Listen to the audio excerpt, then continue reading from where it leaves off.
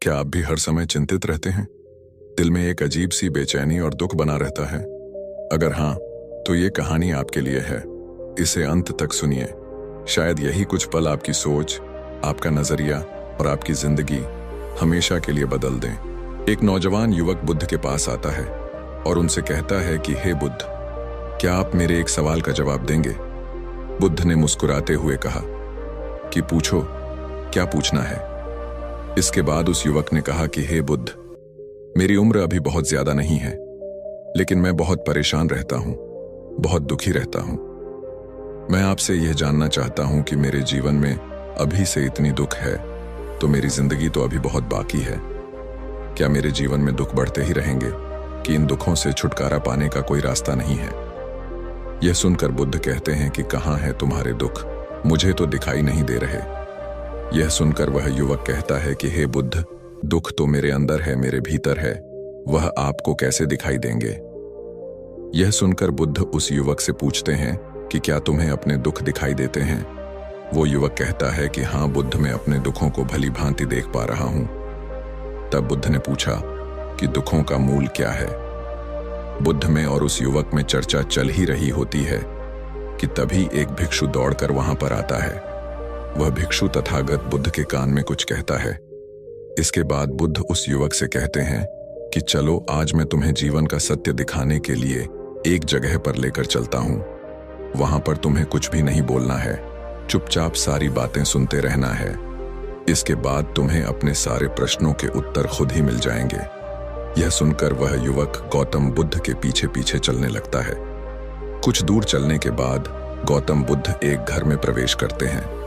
घर में प्रवेश करने के बाद वो युवक और तथागत बुद्ध देखते हैं कि वहां पर बहुत सारे लोग खड़े हैं और बीच में चारपाई पर एक वृद्ध आदमी लेटा हुआ है।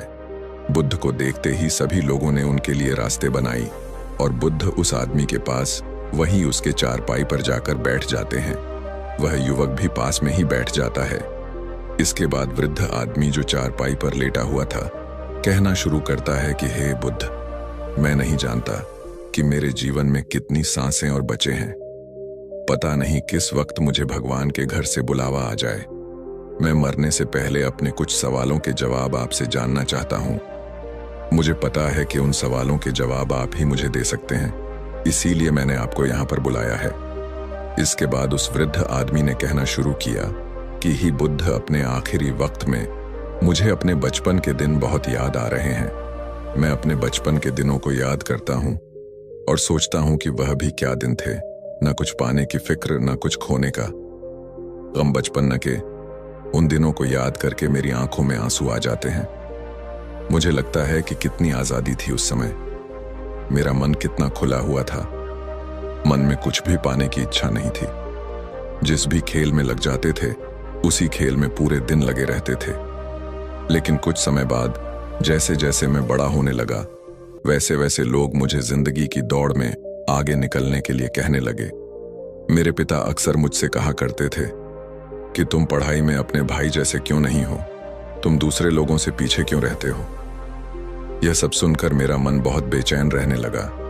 लोग मुझे बहुत ताने मारते थे, क्योंकि ना तो मैं खेल में अच्छा था और ना ही पढ़ाई में अच्छा था।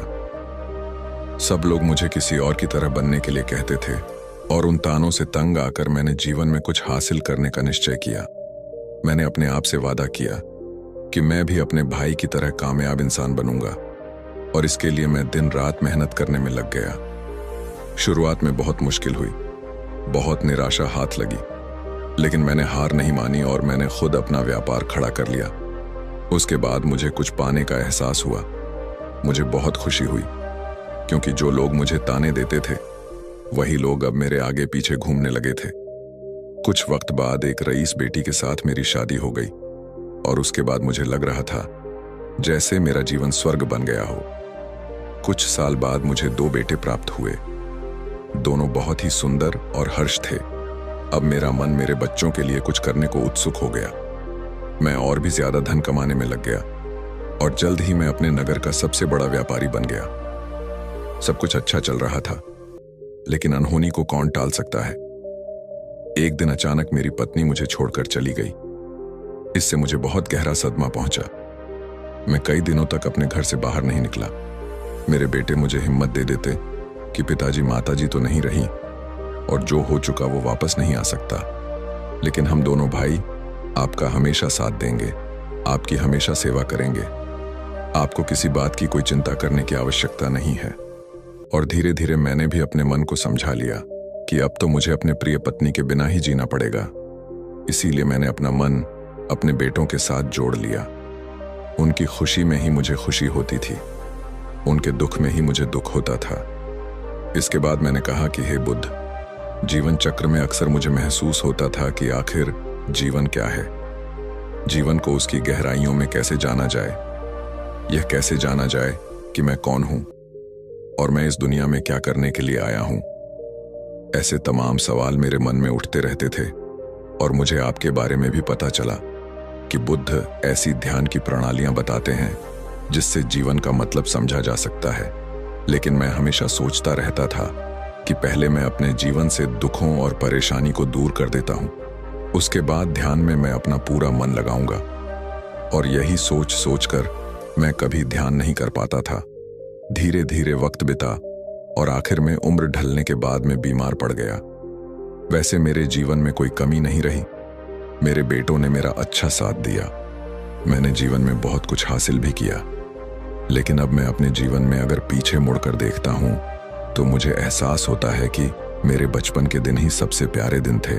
तब उस आदमी ने बुद्ध से पूछा, मैं चंद मिनट का मेहमान हूं, यह मैं जानता हूं, लेकिन क्या कुछ ऐसा सूत्र मुझे बता सकते हैं जिससे कि मैं सुकून से मर सकूं, मेरे मन के सारे सवाल जवाब शांत हो जाएं और मैं जीवन का असली मतलब समझकर मर सकूं। यह सुनकर बुद्ध ने कहा कि हर इंसान को बचपन के दिन प्रिय क्यों होते हैं, क्योंकि उस समय उसे कोई भी चिंता ही नहीं रहती, वह आजाद होता है, उसके मन में कोई लालसा नहीं होती, जिस काम में भी लग जाता है उसी में मग्न हो जाता है। लेकिन जैसे जैसे इंसान की आयु बढ़ने लगती है वैसे वैसे उसकी इच्छाएं, उसकी कामनाएं दिन ब दिन बढ़ती जाती हैं और इसीलिए अक्सर इंसान भविष्य की तैयारी में लगा रहता है या फिर अतीत के बारे में सोचता रहता है और वह वर्तमान में जीना भूल जाता है। और वहीं अगर हम किसी छोटे बच्चे को देखें तो उसके लिए कोई भविष्य या कोई अतीत नहीं होता, उसके लिए बस वर्तमान होता है और इसीलिए वह वर्तमान में पूरा आनंदित होकर रहता है।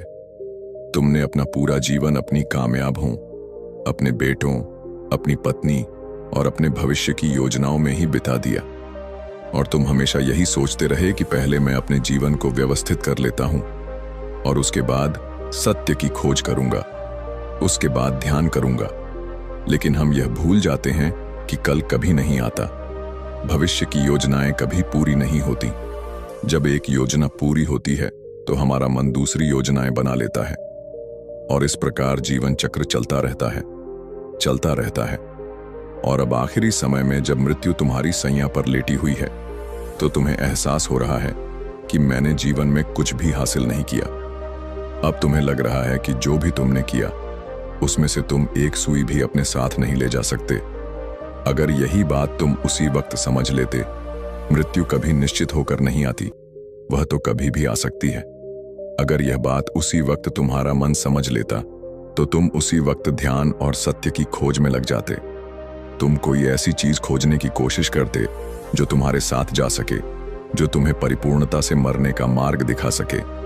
उस वृद्ध आदमी ने हाथ जोड़कर बुद्ध से कहा कि बुद्ध, यह तो मैं जानता हूं कि मुझसे गलतियां हुई हैं, मैंने अपने जीवन को सार्थक रूप से जिया ही नहीं और इस बात का मुझे बहुत गहरे एहसास हो चुका है। लेकिन मैं आपसे फिर से वही सूत्र जानना चाहता हूं कि क्या मैं अब भी परिपूर्ण था, कि साथ नहीं मर सकता? क्या मुझे अभी सत्य की कोई झलक नहीं मिल सकती? यह सुनकर बुद्ध ने उस आदमी को सहलाते हुए कहा था कि अब तो एक ही सूत्र समझने लायक रह जाता है और वह सूत्र यह है कि तुमने जीवन में जो कुछ भी पाया या जो कुछ भी खोया वह सब यहीं पर छोड़कर चले जाओ, उसे अपने मन के साथ जोड़कर मत ले जाओ।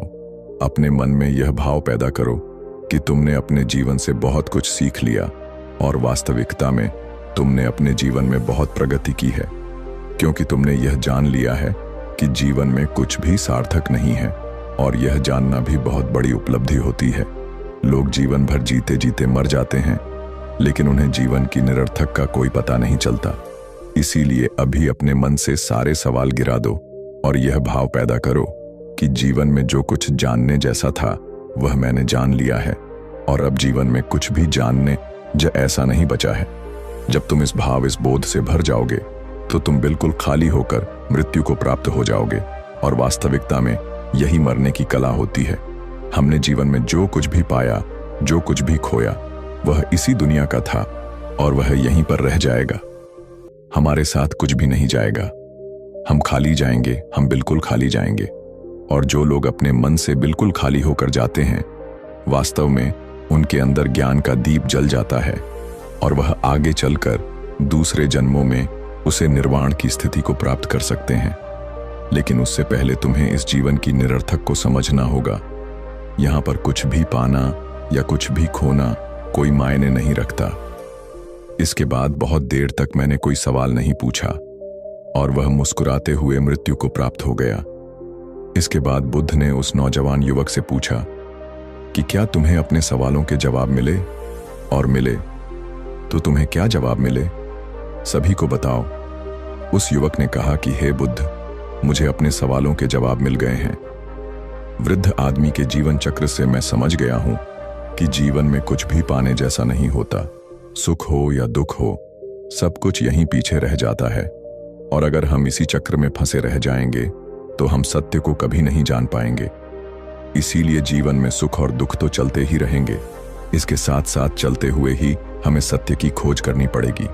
लेकिन बुद्ध, मेरे मन में अब भी एक सवाल बाकी है जिसका जवाब जानना सबके लिए बहुत ज्यादा जरूरी है। मेरा सवाल है कि मैं ध्यान की यात्रा करने के लिए बहुत प्रेरित हुआ हूं, लेकिन मुझे कोई मार्ग नहीं पता। ध्यान कैसे किया जाता है कि ध्यान की सभी प्रक्रियाएं तुम्हें होश में लाने के लिए ही बनी हैं, तुम्हें वर्तमान में लाने के लिए बनी है। अगर तुम किसी भी काम को पूरी उपस्थिति के साथ, पूरे एकाग्र भाव से अपने आप को पूरा इकट्ठा करके कर सकते हो तो तुम ध्यान में ही होते हो। लेकिन हमारा ध्यान इधर उधर भटकता रहता है। अपना काम करते करते वर्तमान में रहने के लिए मैं तुम्हें एक छोटी सी विधि बताता हूं, जिसके जरिए तुम अपना काम भी कर सकते हो और ध्यान को भी समझ सकते हो। जब भी तुम चलते फिरते हो, उठते बैठते हो, सिर्फ अपने सांसों पर ध्यान लगाना शुरू करो। सांस किस नाक से आ रही है, किस नाक से जा रही है, नाक की कौन से कोने से टकरा रही है, सिर्फ तुम उसके साक्षी भर हो जाओ। सिर्फ उसको देखते रहो। कुछ भी काम कर रहे हो, चल रहे हो, फिर खाना खा रहे हो, सिर्फ अपने सांस पर ध्यान लगाओ। और यह करते वक्त तुम्हें महसूस होगा कि तुम्हारा दिमाग, तुम्हारे विचार तुम्हें इधर उधर ले जाते हैं। लेकिन थोड़ी देर बाद तुम्हें फिर से होश आएगा कि तुम्हें अपनी सांसों पर ध्यान लगाना है और तुम्हारा ध्यान फिर से सांस ऑटोमेटिक जाएगा। और धीरे धीरे जब तुम अपने विचारों को देखने लगोगे तो तुम पाओगे कि विचार विलीन होने लगे हैं। तुम्हारे अंदर बस एक खाली मैदान बचा हुआ है। सारे सवाल जवाब विलीन हो चुके हैं। इसके बाद बुद्ध ने कहा कि सांसें जो होती हैं वह वर्तमान में चलती है, ना ही वह भविष्य में चलती है, ना ही अतीत में चलती है। वो वर्तमान होता है, वही वर्तमान स्थिति होती है। और जब तुम अपनी सांसों से जुड़ जाते हो तो तुम वर्तमान में ध्यान लगाना सीख जाते हो, क्योंकि सांसें जिन पर तुम ध्यान लगा रहे हो वो वर्तमान में चल रही होती है। इसके बाद धीरे धीरे कदम दर कदम तुम्हें ध्यान का खुद ही एहसास होने लगेगा। फिर तुम जो भी काम करोगे उसमें तुम्हारा पूरा चित्त लगा होगा। तो शुरुआत वहीं से करो जहां पर तुम हो, यहीं से अभी से अपनी सांसों को पकड़ना शुरू कर दो। तो दोस्तों, कैसी लगी आपको ये कहानी? कमेंट सेक्शन में जरूर बताना। और अच्छी लगी तो इस चैनल को सब्सक्राइब करना मत भूलना। तो मिलते हैं अगले कहानी में। तब तक के लिए अपना ख्याल रखें।